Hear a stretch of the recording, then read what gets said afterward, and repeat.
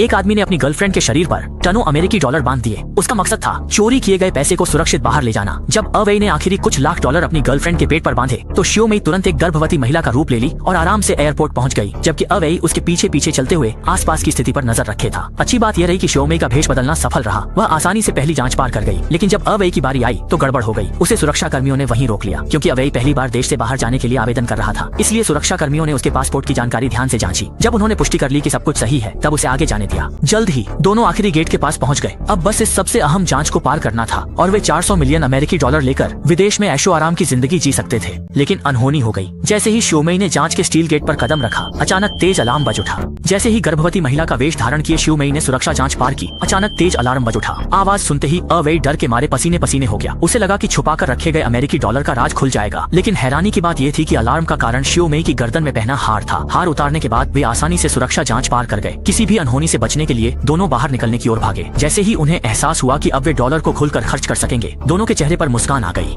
लेकिन यह सब आखिर हुआ कैसे?